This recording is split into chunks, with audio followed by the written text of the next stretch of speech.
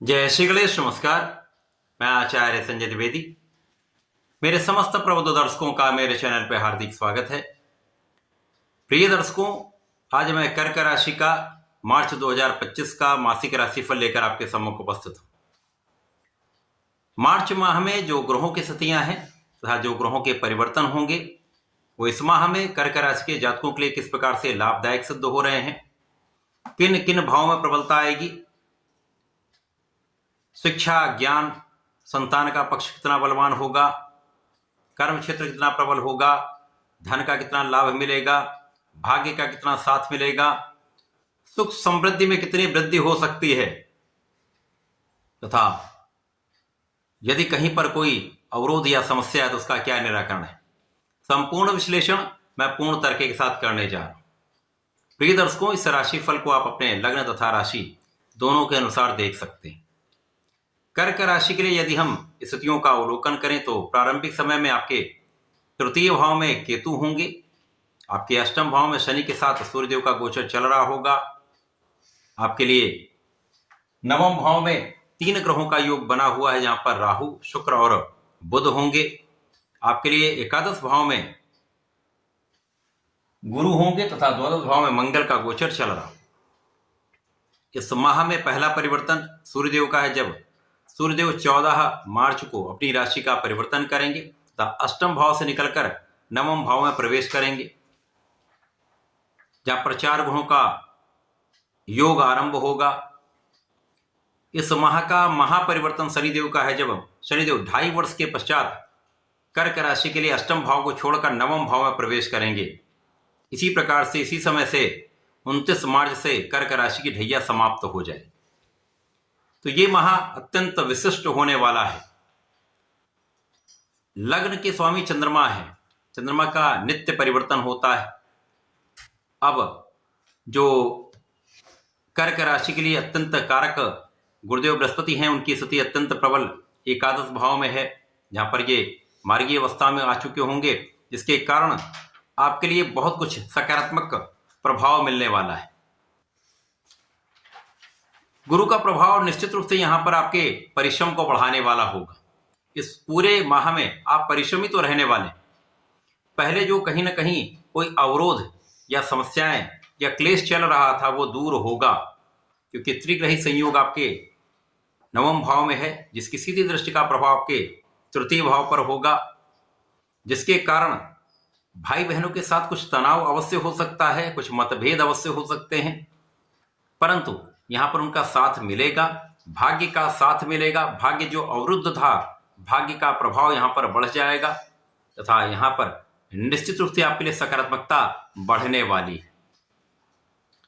अब इस माह में चूंकि सूर्यदेव जो धन भाव के स्वामी होकर अष्टम भाव में होंगे, यद्यपि उनको कोई त्रिक भाव का प्रभाव नहीं मिलता है, कोई नकारात्मक प्रभाव प्राप्त नहीं होता है, यहां पर जाकर सूर्यदेव शनि के साथ योग में होंगे।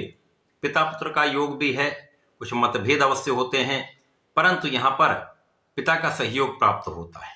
साथ ही साथ यहां पर शनिदेव के साथ जब ये गोचर करते रहेंगे तो इसी माह में शनिदेव अस्त भी हो जाएंगे, जिसके कारण आपके कष्ट भी अस्त हो जाएंगे। निश्चित रूप से समय में आपकी जो कार्यक्षेत्र की बाधाएं चल रही थी, कार्यक्षेत्र में जो अवरोध चल रहे थे, जो समस्याएं आ रही थी, वो दूर होंगी। यहां पर कर्म क्षेत्र में आपका प्रभाव बढ़ेगा। जो नौकरी जिनकी चली गई थी, नई नौकरी का योग बन जाएगा। यदि नौकरी में ही है तो वहां पर समस्याएं समाप्त होंगी, लोगों का सहयोग मिल जाएगा, उच्चाधिकारियों का साथ मिल जाएगा, प्रबंधन का साथ मिल जाएगा, सरकार का, प्रशासनिक सेवाओं का, सरकारी तंत्र का सहयोग प्राप्त हो जाएगा, जिससे आ रही समस्याओं का निराकरण हो जाएगा। तो कार्य क्षेत्र की समस्या तो निश्चित रूप से दूर होगी। इस माह के अंत तक शनिदेव अस्त अवस्था में ही रहने वाले, जिसके कारण कार्यक्षेत्र में आपको विशेष लाभ मिलेगा। इसके साथ ही साथ यहां पर ज्ञान का भाव आपका अच्छा रहने वाला है।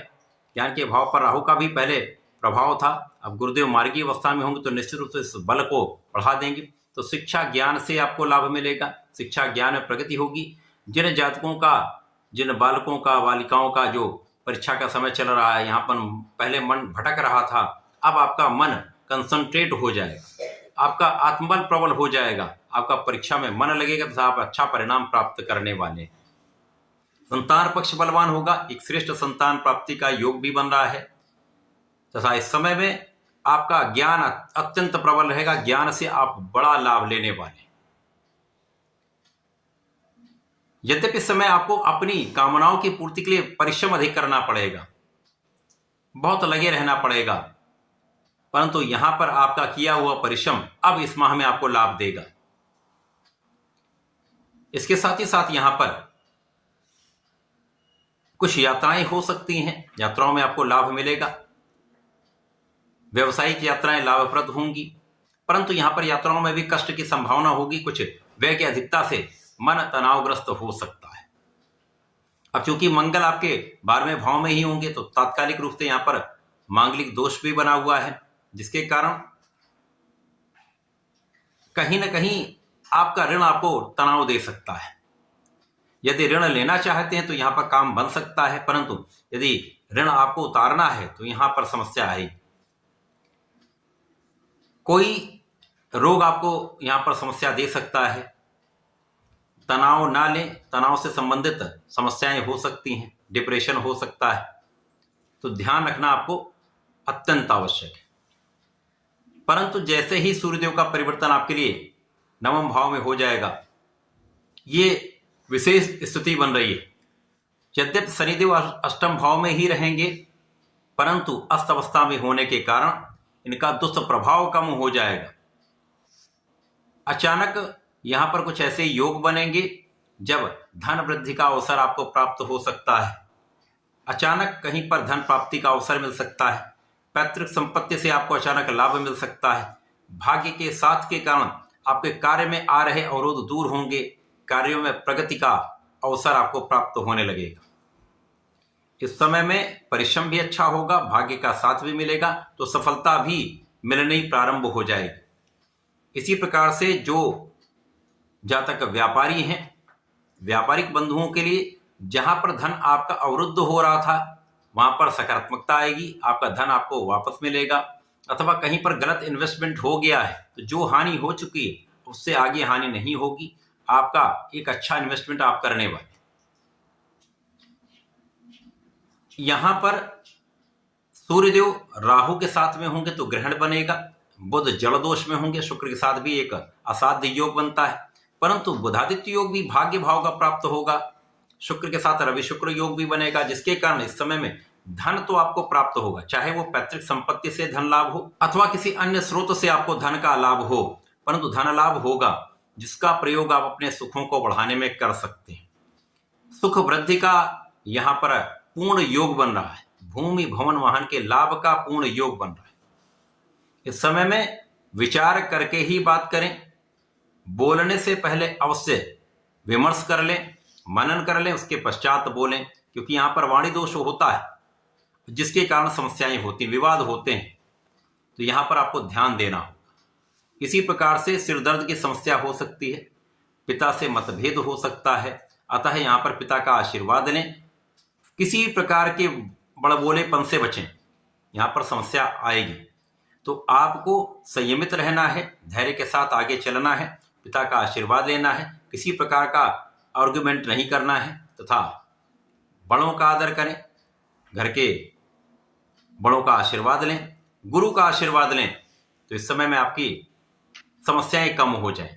इसी प्रकार से जब शनिदेव का महापरिवर्तन आपके भाग्य भाव में हो जाएगा तो आपका भाग्य खुल जाएगा, यहां पर भाग्य का संपूर्ण साथ आपको मिलेगा। प्रारंभिक समय में कुछ उथल पुथल हो सकती है, लेकिन शनिदेव 29 मार्च को आएंगे तो 2-3 दिन का ही केवल गोचर काल यहां पर प्राप्त होगा, 29, 30, 31 का।